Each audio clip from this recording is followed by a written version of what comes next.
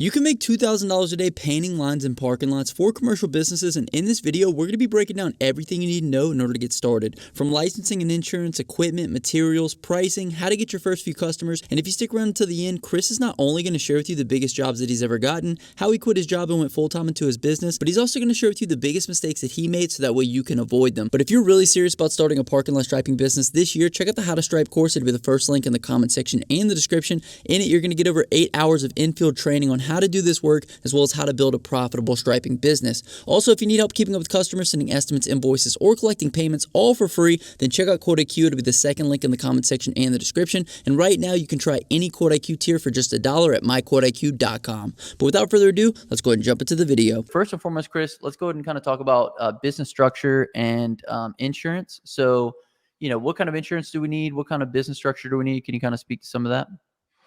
Sure, yeah. I mean, you just need a basic general liability insurance policy.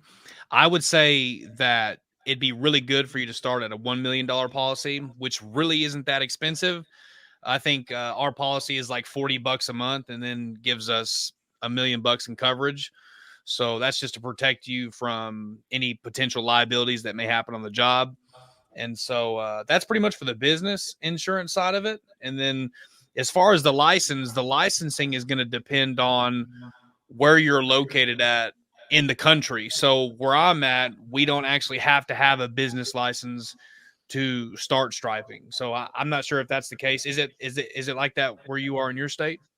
I mean, you would just need a business license to be a business entity. I think we can kind of talk to some of the benefits of that. So when you have an LLC, it's basically protecting your personal assets in the event that anyone ever tries to sue you. They couldn't come for your personal assets. And there's a few other things, like you can't get business insurance if you don't have some type of a business entity. So no, over here, we don't specifically need any licensings for, parking lot striping, but definitely check with your local municipalities.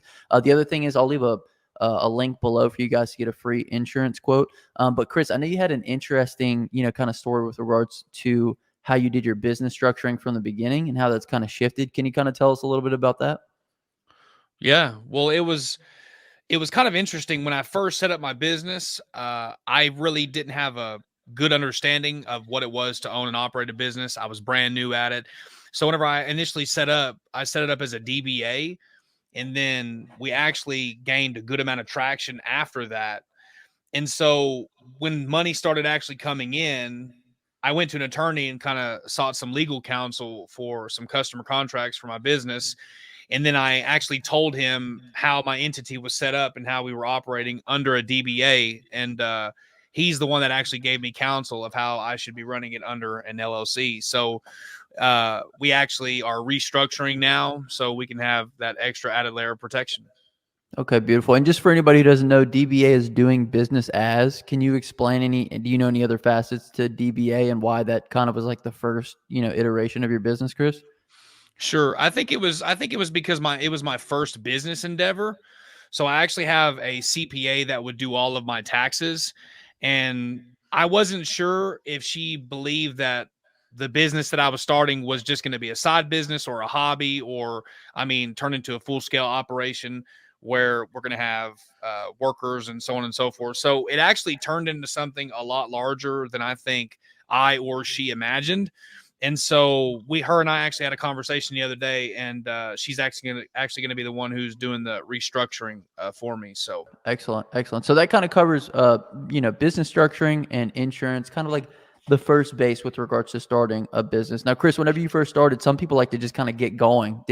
Was that kind of like your initial thing? Got the business licensing and insurance first and foremost, or did you try to do business just like by yourself first to see if it was, something that you could actually do? So we started the business and then I went in and just bought my equipment. I didn't test the market. I didn't do any extensive research to find out if there were more competitors, which you probably should do. But even if there is, there's nothing wrong with that because you could literally start today and then begin to dominate the market that you're in. So there's no issue there. But when I started, I didn't do any extensive research. I literally just jumped in, started the business, and then got the equipment. And then it's pretty much been fast paced from there. Which I think is the best way to kind of approach it, because, you know, a lot of people kind of start thinking about things and then they get lost in the weeds. And before you know it, it's been months and it was an idea that they were kicking around, and they tell their friends and family, it's like, well, I was thinking about starting this. And so I think it's always better just kind of take action and then ask questions second. But Yeah. that's just kind of how we like to roll. So, perfect, Chris. That was business structure and insurance. Let's go ahead and jump into Ant's question here. What kind of equipment do we need? And how much is it going to cost for us to get started? So first and foremost, Chris, tell us a little bit about how you got started and what you got in the beginning, and then kind of what, you know, how much that cost. Right. That's a good question. Before I actually talk about the setup that I actually started with, a lot of people have the misconception that you have to go out and get a $6,000, $10,000 machine in order to do the jobs effectively. We deal with guys all over the nation that call and reach out. Some guys have the best parking lot striping equipment that you could possibly get. And then some guys over here on the other end of the spectrum are starting out with rollers. I know a guy that started out with some traffic paint, some rollers, and some tape. And he made, I think it was $5,100 his very first job.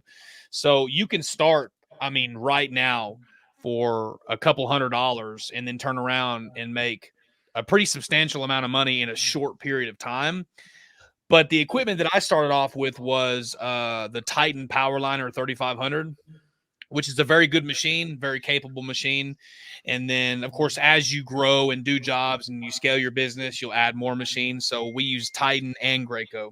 Okay, excellent. You guys have kind of reinvested into the business. Obviously got some, you know, bigger machines that are a little bit more capable of doing larger size parking lots, right, Chris? Oh, yeah. Yes, sir. Most definitely. And as you grow and as you scale, of course, you're not going to be able to go and do massive parking lots with just roller tape and paint. I mean, you could, but it would take you a long time. Whereas if you had a machine, you could just get large parking lots done in a few hours. So, Okay, sweet. So we had another question from Jeremy, and he wants to know, can I start this for free? Now, like you had mentioned, a couple $100 can get you some paint, some rollers, and some tape. Is there any way to start this business for free? I guess, could you get a deposit on that first job and then take that money and roll that into the equipment that you need? yeah, you sure can actually. You could book the job. I mean, once you start, you could book the job and then take that deposit and turn around and uh, go get the equipment. Of course, for sure. I mean, that's definitely one way that you could definitely get the job done and then start for nothing up front for sure. Okay, sweet. So it sounds like we kind of got a range here, right, with regards to what equipment we can start with. Obviously, we can start on the side of, you know, spending less money up front, which would be the rollers, the tape, and the paint. And then we could also move into kind of what you did, which was kind of an intermediate parking line striper, right, Chris? How much would you say that that was again? It was about 5 grand to 5 grand. invest.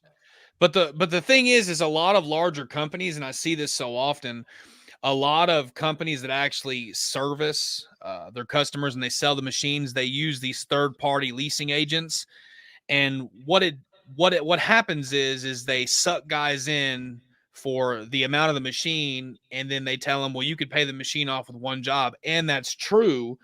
But then what they don't tell you is that the interest rate on that machine is 20 to 30% of an interest rate. So if you don't get that job, if it doesn't come through, if it does fall through, and you're not able to pay that machine off fast, you've got a 30% interest rate that's going to just absolutely crush you.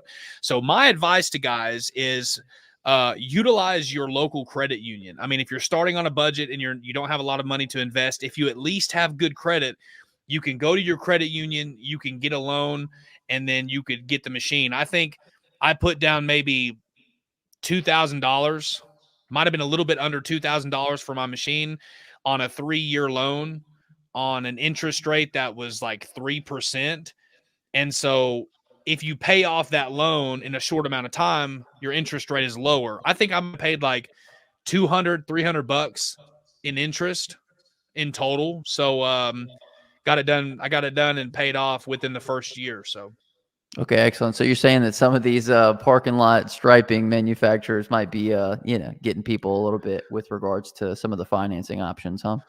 yeah, it would. I don't know if it would necessarily be the manufacturer, but for sure it would be the Or seller. the For sure, seller, right? yeah, it would be Okay. the seller because they're they're pulling these people in and they're creating a vision for them that's true. But at the end of the day, if you're not able to sell the job and produce the result, you're stuck with the interest rate that, you're going to pay more than double for what the machine's worth. So that's really good, though. I've never actually heard anybody kind of say that you could go the route of the credit union. So that was actually a route that you went. And Chris, are you still paying the machine off, or did you kind of put a whole bunch of money to it to kind of get it paid off, or yeah, what? yeah. Well, I kept my full-time job before I went full-time and actually striping. I kept my full-time job while I grew my business on the side. So everything that I was able to generate just immediately went back into the business, whether it was marketing, equipment cost, paying for workers, so on and so forth. So that's what I did. And I actually had a 3-year loan and I paid it off in 1 year. And that's the reason why I paid so little in interest.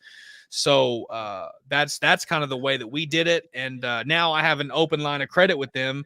So if I want to go get a whole nother setup, they know that I'm going to pay it back. I'm going to pay it back faster than the loan amount. So it's always good to do that, because then you build relationships and then you establish yourself as a trustworthy business owner. And then people trust you and then they want to do business with you. So. Right. And then not to mention you start building business credit. And then, like you said, whenever you need to go back, you need to get another machine, you definitely can do that. I think that's another interesting part of your story, Chris, that I want to touch on, is how you kind of quit your job and went full time into this. Because one thing that I think a lot of people kind of struggle with early on, or make the mistake with, is trying to just jump straight into it and not trying to, kind of pace their way in. Before we get into that, though, just to kind of cover all of the equipment section, the other thing is stencils. And so is stencils something that guys need to invest early on into, or we've taped some stencils, but man, let me tell you, taping some stencils can take you a long time. So what would you recommend with regards to that? Yeah, that's a good question too. I've had guys reach out to me and they've got people where they're trying to sell them extensive stencil packages for several $1,000s. And in all reality, you're going to need a handicap stencil and you're going to need a 4-inch fire lane stencil. So fire lane, no parking, and then a handicap stencil. Those two stencils. Oh, and a directional arrow. So you're going to need a handicap stencil, a fire lane stencil, and then a directional arrow. With those three, you can make a bunch of money, and it'll be a while, especially if you're just starting out, before someone starts calling you to receive custom stencil orders. Okay, perfect, Chris. And so, where would be the best place to kind of get some of these things at? Because I know that there's a couple different spots online that we can get, striping machines, stencils at. Where would you recommend for guys, or, do you have any recommendation for them? Yeah, I mean, what I would do and what we've used is 1-800-stencil, 1-800stencil.com. We use them. There's same day stencils. There are all sorts of places that you can go to. I got a friend of mine whose name is Bill. He makes his own stencils. And so you could really be creative with it. But I would definitely look up a service provider in your area, because if you could keep the shipping costs down and then just buy local, that's what's going to save you money and be cheaper for you in the long run. We got a couple other questions in here that we're going to get into. So we kind of covered equipment there. I think, one of the things with regards to stencils that I don't think a lot of people know about, and you won't know until you get on site, is that stencils are actually different. So we've had a lot of handicap stencils. We purchased one and it ended up being too small, and they just range in size pretty dramatically. So that's one of the things you kind of have to contest with. And I know, Chris, that you do work specifically for Canes, and they have their own specific set of stencils, right? Yeah, they have a specific stencil kit. And so if you were to go out and buy that stencil kit, it'd be close to like $2,000, because the striping and the stencils are so massive for these properties. And that is a negative aspect. I will say that, because you might do a Scooter's coffee, right? And we all know how small Scooters are. Well, their stencil kit is $1,000.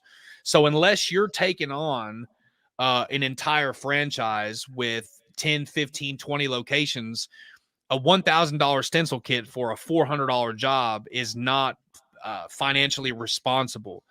So there is a negative aspect, because they're not universal as far as the stencil sizes. And every place, McDonald's has their own stencil kit, Cane's, Burger King, these fast food chains. So that is a negative aspect. But once you get in with them and you actually purchase the stencil kits, it's pretty much smooth sailing from there.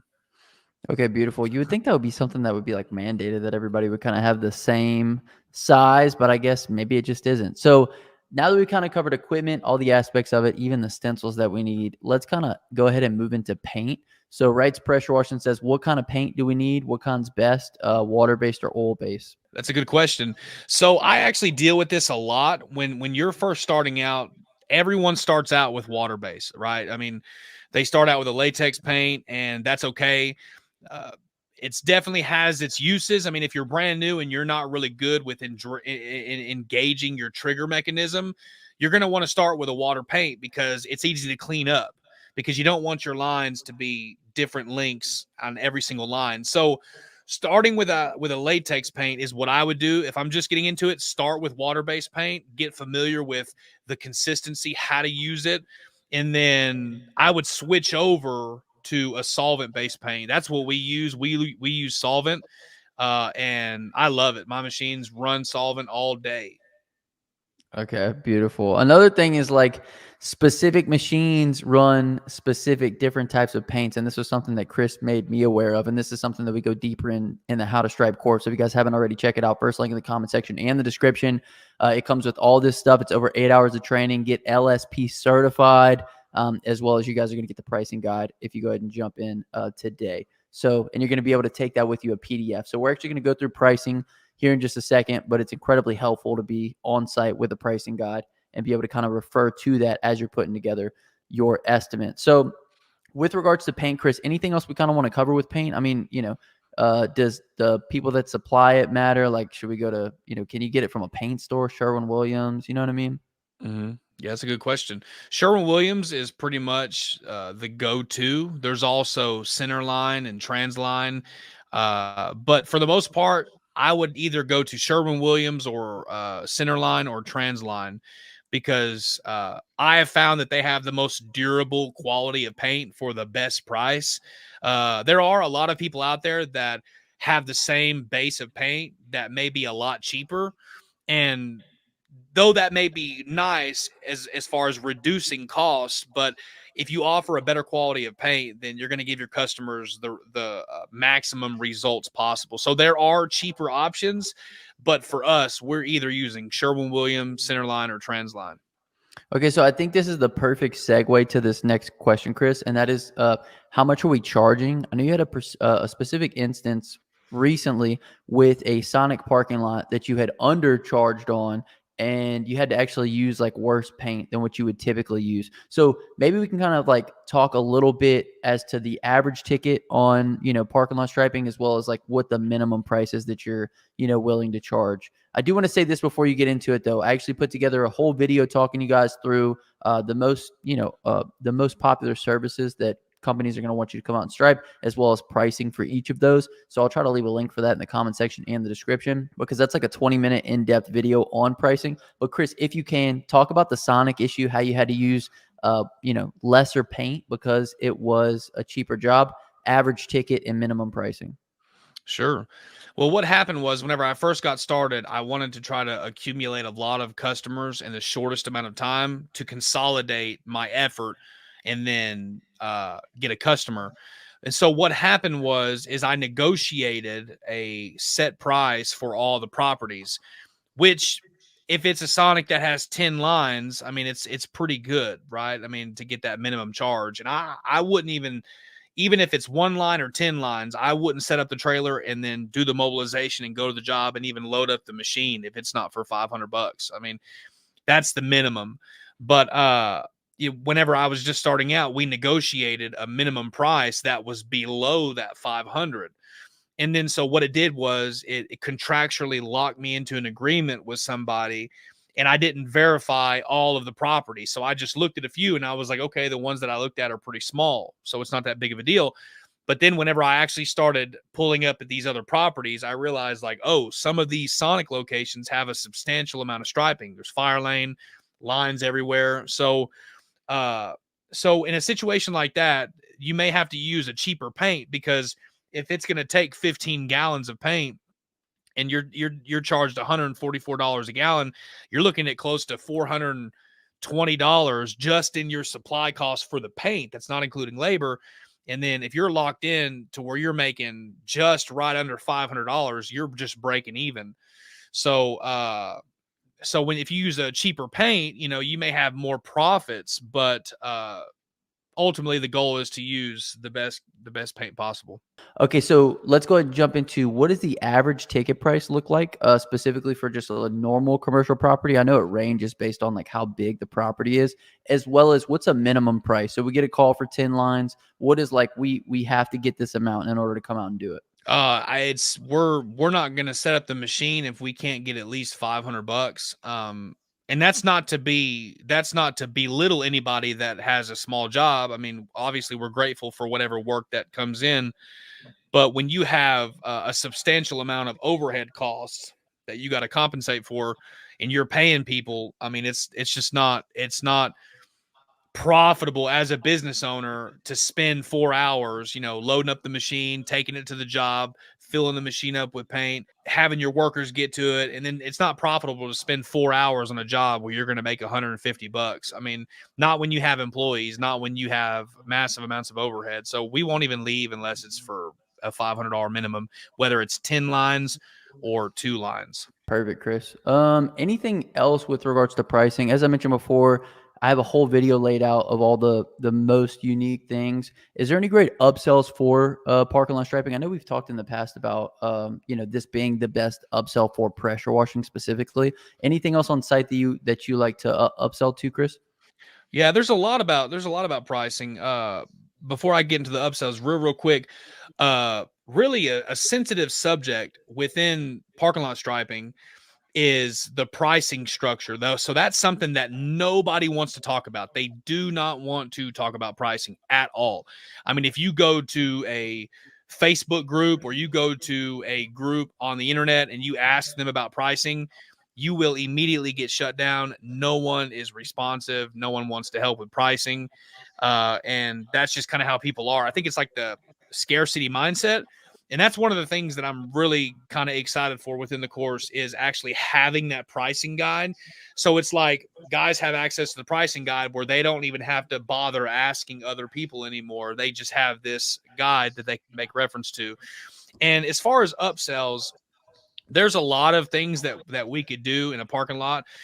We could do the lines. We could double coat the lines. We can add fire lane. We could paint the steps. I mean, there's a lot. We could add glass beads. So it's just ultimately looking for a way to position ourselves in order to maximize profitability. And we do that by always educating the customer. And so if we educate them and then we show them the potential liability that's at hand, then that gives them more of an incentive to take us up upon the offer, if that makes sense. So yeah, and I think one of the things that you're looking to do now, Chris, is kind of like move your business into some parking lot maintenance stuff as well. So like, you've kind of realized how profitable that is as well. Isn't that right? And there's some services within there like seal coating and things like that would be beneficial to move into as well.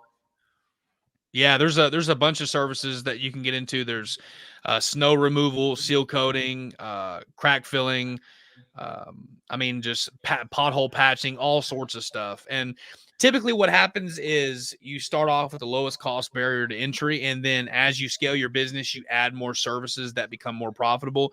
Now, don't get me wrong. I mean, you can make a killing line striping and that's all you can do. That's all we do is line stripe. And we stay busy all of the time. I mean, now we're going into December and my schedule just cleared up. And then so all year long we stay busy. And so you can definitely do it with just striping, but adding those other services is what is going to help you scale and grow faster in the shortest amount of time. So yeah, we're going to be adding seal coating next season and then moving into snow removal and so on and so forth. Boom. So if you guys want to get the pricing guide for free, check out the how to stripe course in there. We go through everything. You got the printable pricing guide that you guys can take with you because there's a lot of different things on every parking lot. Like some of the most specific things that you're going to see on every parking lot is obviously the lines, wheel stops. You might see some curbing that needs to be painted, but there's some also, other things like, we're not even going to talk about how much more expensive it is to do like a new layout. New layout's a little bit more of a tricky deal, and I wouldn't advise anybody who's just getting started to get into it. And that's one of the things we go deep into within the course. But maybe, Chris, we could talk a little bit about that. Like there's a huge kind of, not huge, but there's a price discrepancy between, restriping and new layouts, right? Like you can charge significantly more. Yes, you can charge a whole lot more. And especially because the restripe, whenever you go to a restripe job, you know what's there. It's not a big deal. There's no issues there. I mean, it's pretty much just self-explanatory. We see what's on the ground.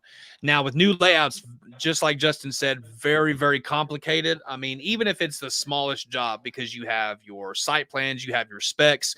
And the cool thing about the course is that out of all the training courses that have to do with striping, we are the only training course that teach you guys how to read site plans.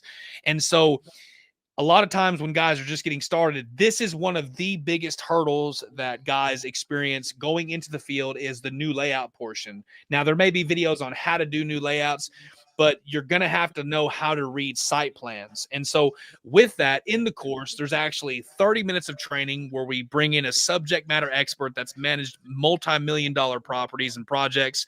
We bring him in, and then he actually walks us through how to read those plans, how to interpret them, and then how we can maximize on those plans to put whatever it's requesting on the ground. So we covered a bunch of things so far, Chris. We covered like business structures and insurance. We talked about equipment, the best paint and where to get it, and how much to charge. And like I said, I'll link below to the pricing video that we put together for you guys. But how can people actually practice this service? Can you talk through maybe like your first experience offering it, and were you able to practice it all, or what does that look like? Well, my very first job that I had was a new layout. Okay. So I actually got my equipment, and then I have a friend of mine that goes to another church in the area, and they actually asked me if I'd be willing to go and stripe their parking lot. It was a new layout. I had never done a new layout before, and so I was really nervous, and I had not even practiced at all that much. I mean, I might have ran water through my machine for a few hours the week before. And so you run water through it to kind of practice spraying the line and getting a hang of the machine. But literally practiced one weekend and then went out and striped a new layout the next weekend. And we taped the lines. I mean, we popped our center line, but then we taped 4-inch wide lines with duct tape. And then we practiced that way. And they were right in the middle of a missions conference. So it was like one of those things where we couldn't afford to mess up. I mean, there was no coming back later to fix it if we messed up. I mean, we had to get it right one time. And so we taped our entire line. And then that way, whenever we striped it, we pulled up the tape and it was perfect. And the customer was happy. We got the review. They paid us the money. And yeah, that was it.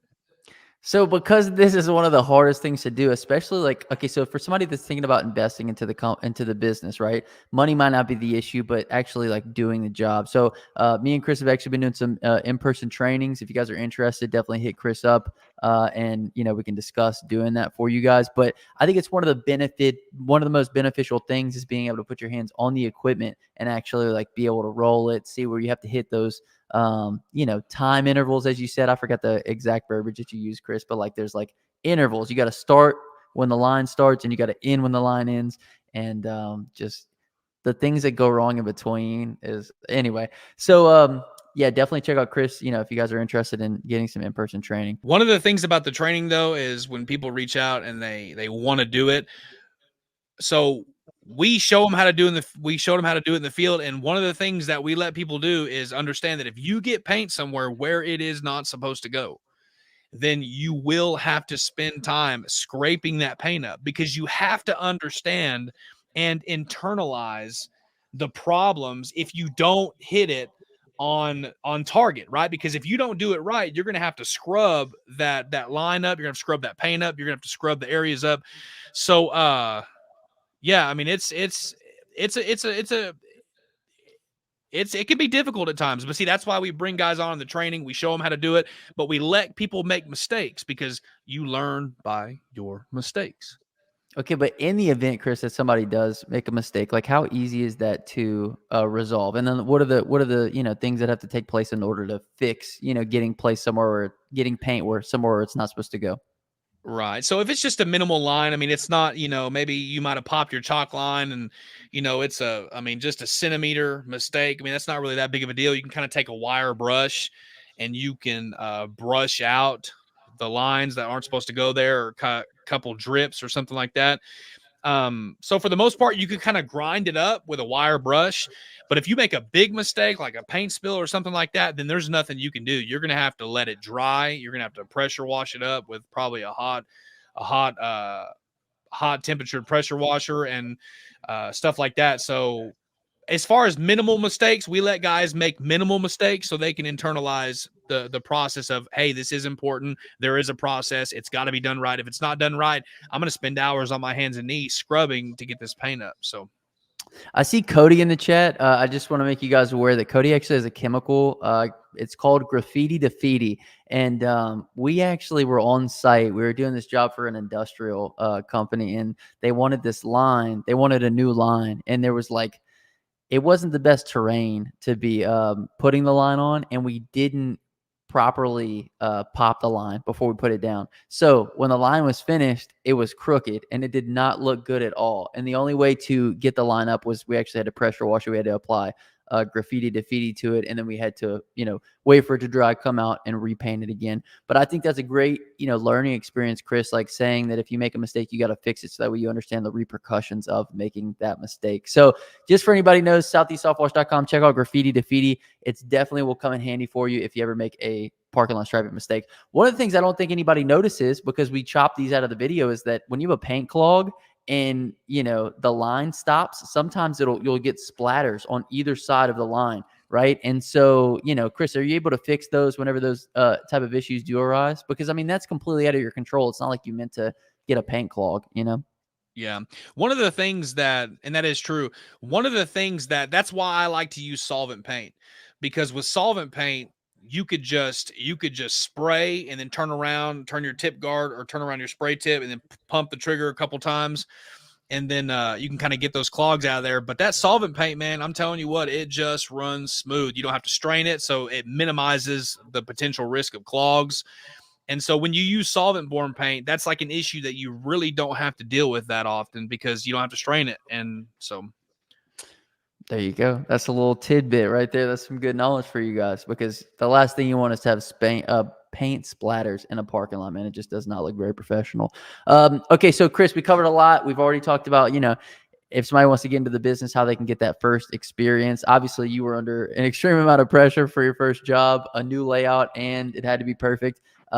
Okay, so we've talked about the equipment, the best paint, how much to charge, how we can kind of get our feet wet with regards to offering the service. How do we get our first customers? I know you have some specific stories of your first customers and doing jobs for not a lot of money in order to kind of leverage some things. So can you kind of speak to us about that?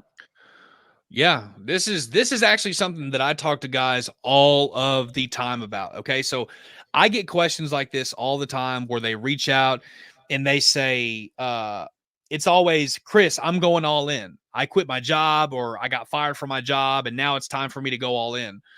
And so that is a big mistake. And because what happens is people don't have a realistic expectation of what building a business looks like. And a large part of that business is the brand behind it.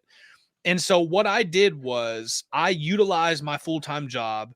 And since I didn't have a lot of experience when I first started, I didn't have any experience when I started, but I definitely didn't have that much experience. So what I did is I went to these property owners and I essentially marketed myself as a reputable business. And I said, I'm a company that's in this area, and we like to do community outreach, and we would like to paint this parking lot for you for free. And it could just be small jobs. I mean, it doesn't have to be large jobs. I mean, we did big jobs too for free. I mean, we did a 200 line parking lot, 12 access aisles, 12 handicap symbols, fire lane, all that. We did all that for free. And so what happened is I started paying for my experience. And at first it kind of gets difficult, but what happened is as I was paying for my experience and I was doing these jobs for free, all of the people that I was working for, they started leaving me Google reviews. And so as a result of those Google reviews, my reputation on Google began to compound.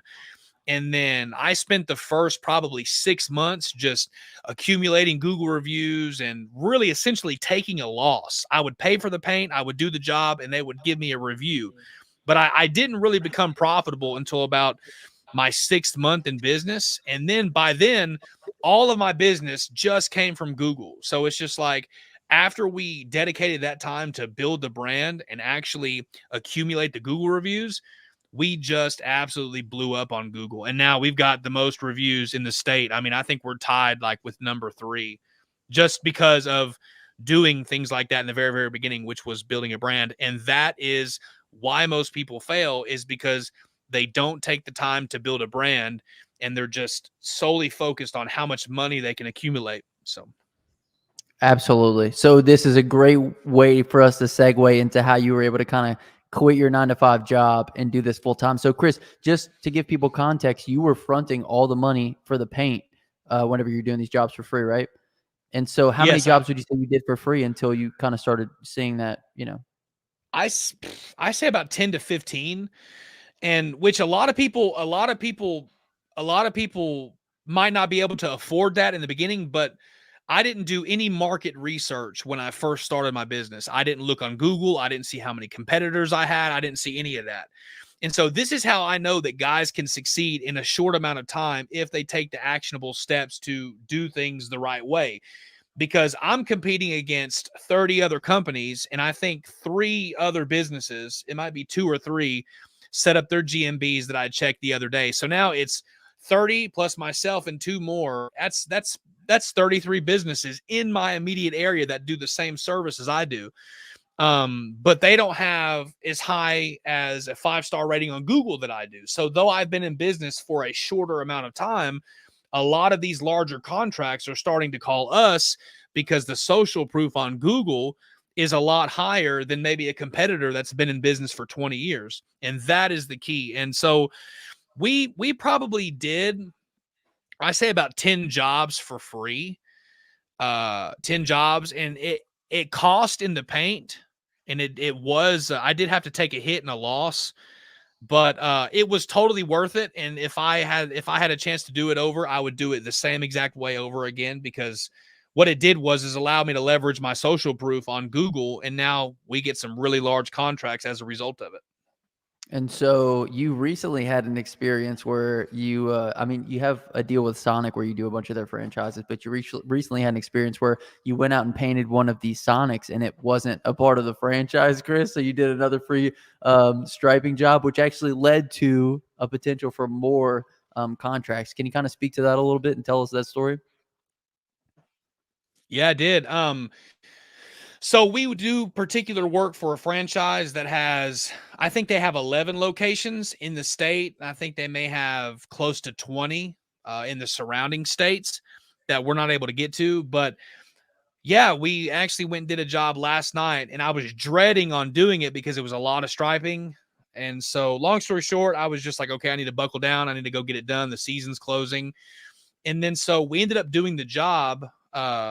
But before that, when I first got there, I actually called somebody and I was like, hey, will you leave the lights on for us? We're going to be striping the parking lot tonight. And they were like, yeah, no problem. We'll leave the lights on. And then so we striped the parking lot and ran out of paint. I didn't bring enough paint. So I woke up yesterday morning. Somebody gave me a call and they said, hey, were you the one that came and painted our parking lot last night? And I was like, yeah. And they were like, well, who authorized you to do that? And I was like, well, the franchise, I named the franchise that we do work for. And then they told me, they said, man, you got the wrong franchise, dude. We're not even a part of them. And I was kind of shocked for a minute. I thought he was fixing to like tear into me, dude. I was kind of worried about it.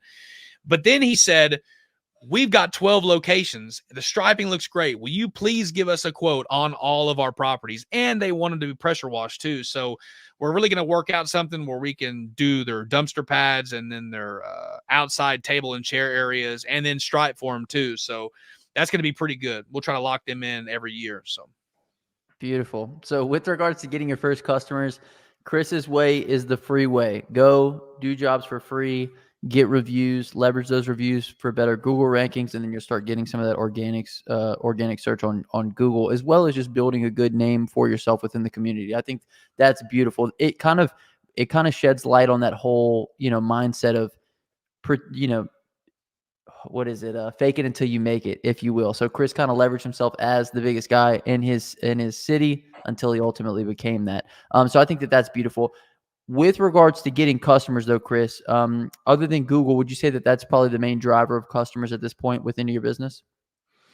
That is the main driver, most definitely. At first, I had to be very innovative in how I acquired customers. I had to do several things to accumulate business. In the beginning, did a lot of cold calling, a lot of emails, and it's definitely an acquired skill. I mean, selling jobs is an acquired skill. I mean, some people say it's not about selling, but it is most definitely about selling, because if you cannot sell yourself and market yourself as a resource that's available and valuable to the customer, then you're not going to get much business at all. So yeah, I mean, there's a lot of things that you can do to get customers, and one of the wonderful things about that is we actually cover that in the course. That's one of the ways that I leveraged all of my business in the very, very beginning that helped me get to where we are now as a business. We teach all of that stuff in the training course, and you can bypass, and guys, listen, this is so very important. A lot of people worry about oversaturation. Is there a lot of people? Am I competing against a lot of people? We teach you proven strategies within this training course to help you bypass that learning curve, number one, and to help you get customers, number two. That way you can be the best and most profitable business in your area. And so that's why we're excited about it, is because we teach you how to stripe, but man, we also teach you how to get customers with what I did in the very, very beginning that helps you and still helps me today. Right. And one of the beautiful things is Chris actually tested a lot of these. So a lot of these, forms of getting customers work for him. He also had some students early on that used some of these methods as well. That ended up, there was one guy that did over six figures. Another guy did over $300,000 in a year with some of these methods. So definitely check it out. First link in the comment section description. I want to hear about, what was the biggest job that you've ever done? What did it look like? How much was it? And can you kind of tell us a little bit about it? Yeah, so the biggest job we've ever done, it was about 1,900 linear feet of fire lane curbing. We actually got a call to do some asphalt patching. And at the time, we didn't offer any services other than striping. So we didn't offer seal coating or anything like that yet. Like, we just did striping. And so I got a call from this guy, and I didn't want to immediately tell him no, because I was like, well, let me see how I can sell him on the striping potentially. So we get there, and then sure enough, we're walking the property, and he's talking to me about the patching, but I'm looking at the striping. And so this is why it's important to understand your rules and regulations in regard to the code. Because where I live at, if the fire lane curbing does not have stenciled fire lane, no parking every 30 foot, then that's a code violation and could result in potential litigation against the property owner, especially if something bad happened. So when I was walking the area with the property owner, I pointed out to him that, hey, your fire lane curbing is out of code. And if something did happen and then the wrong person with the right knowledge actually found out about this, then you could get in serious trouble. And so, long story short, as a result of addressing those pain points, they put the pothole project on pause, and then they wanted to allocate that money to us so that we could do the striping and fix the fire lane curbing. And I think we went out there. I took the team out there. We took two machines. One of them had a malfunction. So with one machine in about 7 hours, we were able to do 1,900 linear feet of curbing. And then we made like $5,000. I think it was like just over $5,000 in about 7 hours. And so this is achievable. I mean, especially like if you're just starting out, like this is possible. And it could really, really change your financial situation for sure. Man, that's beautiful. I think you actually, I mean, so $5,000 was probably your biggest job that you did in a day. And to Yeah. have that knowledge of something that was out of code and to use that as leverage to create a pain point for the customer in the event that something were to happen right there. And as you mentioned before, you're not a striping company. You are a sales team, essentially. You're a marketing company that does parking lot striping and focuses on sales. Because at the end of the day, if you don't know sales, if you don't know marketing, you can pack it up. And that's what you were talking about earlier, all these guys spending all this money and then being like, I can't get any customers. So 5K in one day, that's a huge job. I know you also recently did a, what was it, a parking garage? Can you kind of speak to that? I think that, wasn't that ticket was like over 10K or something? Yeah, it was just right under 13, right under 13. It took us about 2 days to do it. We landed that off of Google. I mean, we landed that job off of Google. I mean, one of the things whenever people are reaching out to you after you develop that social proof, one of the first questions you need to ask is, how did you hear about us? Because when you ask, how did you hear about us, it allows you to double down on that aspect and that avenue, wherever it is they're coming from. So we actually got that call off of Google, and then it was like 13K, and we did it in 2 days. 3 days, I'm sorry, because it was a 3-story garage, so we had to go back at 3 different mobilizations. So yeah, we did that in about 3 days, about right under 13K, and it was beautiful. I mean, it was very beautiful. And then when that's how it was whenever I started. I mean, I was working, I was the $10 an hour guy.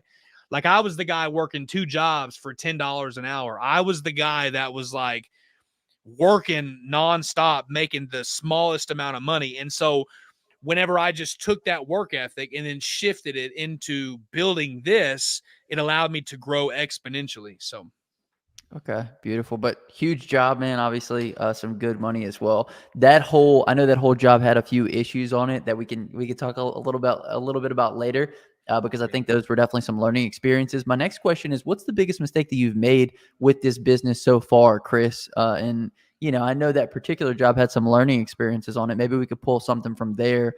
Is it anything with regards to hiring? Have you made any mistakes, with striping the lines, or just what's the biggest mistake you made, and how can guys kind of learn from that? yeah, that's a good question. Unless you actually come and actually someone teaches you with in-person training, you're going to spend the first, 1 to 200 lines making mistakes. I mean, unless you actually come and get hands-on training, somebody comes and mentors you, or you actually know somebody that does striping. Like, if you do this all by yourself, even with training videos, like, you're going to still make mistakes in the beginning, like in the beginning processes. So I would just expect that. But I would say one of the worst mistakes that I made was hiring people that were not the right fit for our company. So we hired somebody, especially on that parking lot garage, on that parking lot striping job, on that garage. We actually hired somebody. We brought them on the team. It was the first day that they worked. Like, it was the very, very, very first day.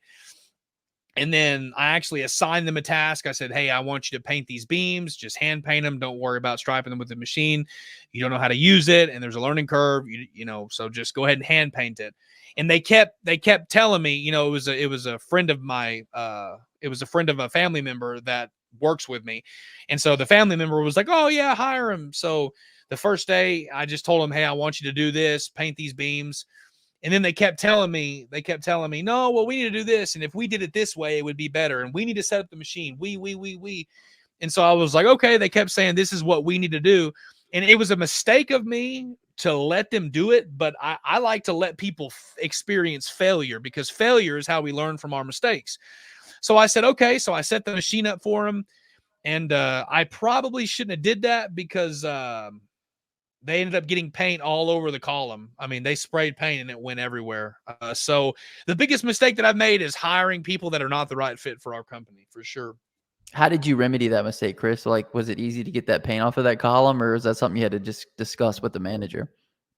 No, we actually got the paint off. Okay, so one of the things that you can do when you experience a mess up is you can just get another shade of paint, or you can take a spray paint can.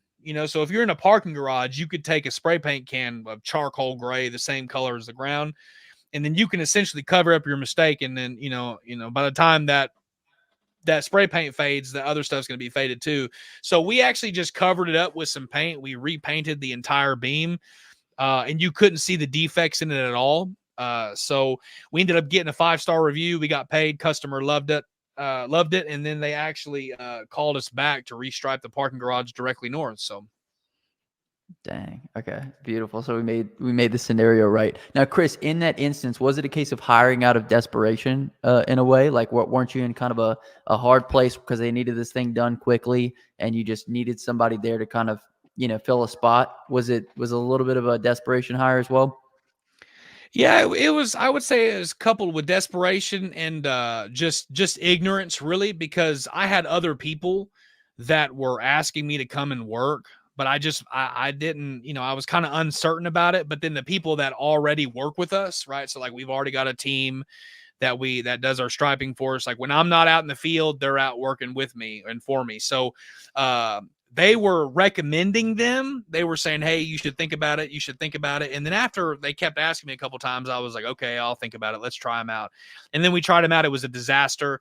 They said they were going to come back they were going to go eat lunch and then come back, and they just never came back. And I ended up finishing the job by myself. So That's a tough place to be. And just with regards to any other mistakes that you made, Chris, had you made any other mistakes with regards to pricing? I know we kind of talked about the Sonic situation. Do you kind of want to kind of bring that up just so guys can learn from the fact that you don't underprice in order to land, because then you put yourself in a bad situation? Yes. So that's pretty much when you're first starting out, you don't really understand your value. You don't really understand your how valuable your time is. And as you get better and as you scale your business and as you do larger projects, the more and more projects that you do, you'll get more comfortable, you'll get better.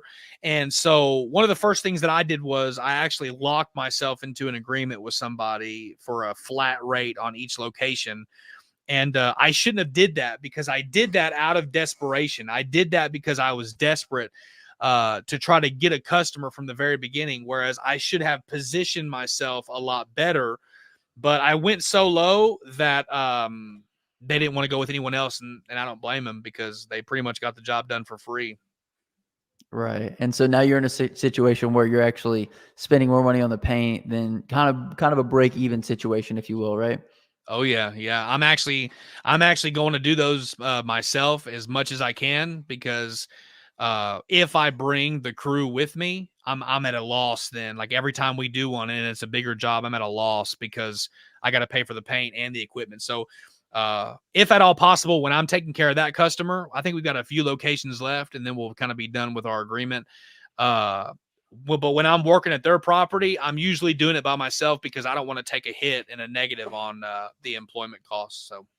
So it seems like, that's where a majority of people's problems come into play whenever we make decisions out of desperation. And so this can happen a lot early on in our business whenever, we take on agreements with people that in the short term seem like they're going to be great, but we don't actually think them through. I think that was kind of the situation, Chris, like flat rate for all these locations. It's like in your head, you're like, man, this is great. We're going to be making all this money because we have all these locations. But then at the end of the day, it's like, well, we didn't take into consideration the cost. So anyway, just with regards to your business, you want to make sure that you're taking these things into consideration. It's just hard whenever you're first starting out, and I can completely understand that. I kind of want to shift, Chris. I got a couple more questions for you. How did you quit your job and go full-time into your business? I know that's a big thing that a lot of people struggle with, making that transition. So you talked a little bit about it earlier, but what other tips can you give for people that are looking to make that transition? The first thing that I would say that would be a tip is focus heavily on your Google reviews. Don't quit your job before developing a strong social proof on Google. Just don't do it. You're going to fail. I'm not saying like there aren't the exceptions, but most of the people that I talk to fail. They're the exception, not the rule. So focus on Google reviews, because what that's going to do is when these companies see you, that's what's going to help you position yourself better in their eyes. So for example, most of our work comes from reoccurring contracts. Okay. So the fastest way to go full-time is to land reoccurring contracts where you can lock them in for a year. So for example, we do all the Waffle Houses, we do all the Raising Canes, we do Sonic franchise. We're doing another Sonic franchise. We're going to renegotiate the prices in the future. So it's like now just going into next year, I know how much money I have to start next year. So before I even start 2024, I know how much money that I have on the books for striping. And also, if you don't have a certain amount of money saved up to burn through the slow season, I wouldn't do it either. So many times people quit their job and they'll reach out and they're like, yeah, I quit my job. And my first question is, how much money you got saved up? Because you're going to burn through 6 months of savings to build a brand. And so that's what I would do, man. I'd build my brand first, and then I would target those companies with multiple locations that would allow you to budget and allocate your finances going into the next year.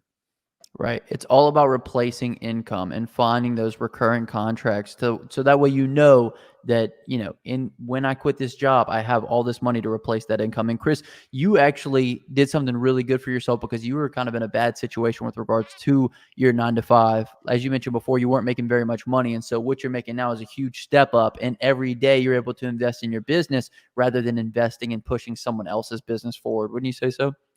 Yeah, most definitely, most definitely. And I can't help but to say that again. A lot of guys think just because they start a business, they've immediately got to work for themselves. Like they have to work for themselves. They have to quit their job. They got to go out on their own, and then they don't really realize what it takes to essentially build a business. And then they fail because they think that, okay, I'm working for myself now, so now I got to quit. Now I got to go all in, and then they end up just sitting at home, not getting anything done. And so, guys, if you're just starting out, do not be ashamed to keep your full-time job. And do not be ashamed to keep your full-time job, stripe on the side, develop that reputation within the community as the go-to guy. Because once you position yourself as the go-to guy, then you can leverage the social proof that these past customers are leaving you to position yourself in such a better way. Now, whenever someone calls me and we talk on the phone and I'm selling them or they're asking me what I do, I can say, hey, we're doing all these recurring contracts. We do this, XYZ. And I name up all these names. I mean, I just got a call the other day that we're going to be looking at 40 Arby's. And so we're able to leverage these names to these customers. And that's what helps us position ourselves better.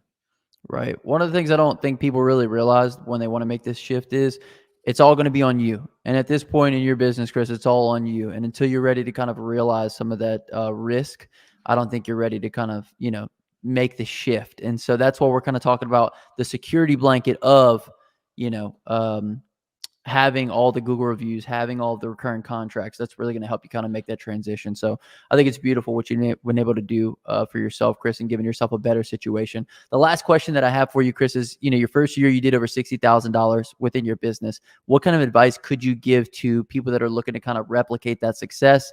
And, they kind of are thinking about taking the jump to do something like this. How can they kind of replicate that? You got to have someone work with you. You got to have people come alongside you and work with you and show you the avenue of how to do this and to replicate that process. And so one of the things about it is we've already walked that path for you. So we're not walking through some woods with no established path, right? We've already cut the trees down. We've cut the limbs down. We've actually provided the path for you. So all you have to do is trust us, walk alongside with us on this path that we've already cut out for you, and then we'll walk you through the process each step of the way. So I would highly recommend to reach out to us and then let us help you on this journey, walking with you to get the process started for sure. Okay, sweet. But Chris, outside of the course, obviously it's a huge learning curve. Like, cut down your learning curve extremely fast, because this course is a linear course and we take you through every single step of the way, from things you need to learn in the beginning to the end and everything in between. But besides like the course information, Chris, what else kind of went into you being able to get to that 60K mark this year? Was it the recurring contracts? Was it obviously it was the Google? It's probably a culmination of everything that we talked about on this live. But does anything else kind of stand out to you? Was it getting really good at selling? Was it getting really good at upselling? Anything else in particular we can kind of point to? It was just it's just a learning process, because it's going to be trial and error. We've lost out on some really big contracts because we tried to price too much. And when you don't have a personal mentor, like when you don't actually have somebody that you can reach out to and say, hey, what do you think right here? What am I doing? Am I doing this wrong? Am I doing this right? You have to kind of learn those things, and you got to kind of have to learn it the hard way. And so without a personal mentor to really help guide you in these steps, then you're going to make a lot of mistakes. And so I didn't really have that in the beginning. So I made a lot of mistakes and lost out on a lot of big opportunities because I didn't have somebody that I could reach out to and say, hey, what do I do here? So highly recommend reaching out to somebody and finding a mentor within the industry. And then trying to learn as much as you can from them, because all it's going to do is make you better. Absolutely. Okay, sweet. Chris, appreciate you coming on, giving all this knowledge. Every guest that comes on has to pick the word of the day. What do you want the word of the day to be? Stripe. If you guys made this far of the video, comment down below Stripe. If you haven't already, check out the How to Stripe course. It'll be the first link in the comment section and the description. Over 8 hours of course material. We try to give you guys a ton of value in this live, but like I said, we can't go live for 8 hours. And for us to go as in-depth as we did in this course would be almost impossible. Not to mention all the resources, all the assets. Chris, gives you guys pricing guides, and you can get legal documents and just all kind of crazy stuff with this. So be sure to check out How to Stripe course, first link in the comment section and the description. We're doing a special deal for the first couple people to grab it. But until next time, hustle hard, get that money, baby. Peace. 3, 2, 1. You can make $2,000 a day painting lines in parking lots for commercial businesses, and in this video, we're going to be breaking down everything you need to know in order to get started. From licensing and insurance, equipment, materials, pricing, how to get your first few customers, and if you stick around to the end, Chris is not only going to share with you the biggest jobs that he's ever gotten and how he quit his job and went full-time into his business, but he's also going to share with you the biggest mistakes that he made so that way you can avoid them. But if you guys are really serious about starting a parking lot, but if you're really serious about starting a parking lot striping business this year, check out the How to Stripe. But if you're really serious about starting a parking lot striping business this year, check out the How to Stripe course. But if you're really serious about starting a parking lot striping business this year, check out the How to Stripe course. It'll be the first link in the comment section and the description. In it, you're going to get over 8 hours of in-field training on how to do this work, as well as how to build a profitable striping business. Also, if you need help keeping up with customers, sending estimates, invoices, or collecting payments, all for free, then check out Quote IQ. It'll be the second link in the comment section and the description. And right now, you can try any Quote IQ tier for just $1 at myquoteiq.com. But without further ado, let's go ahead and jump into the video.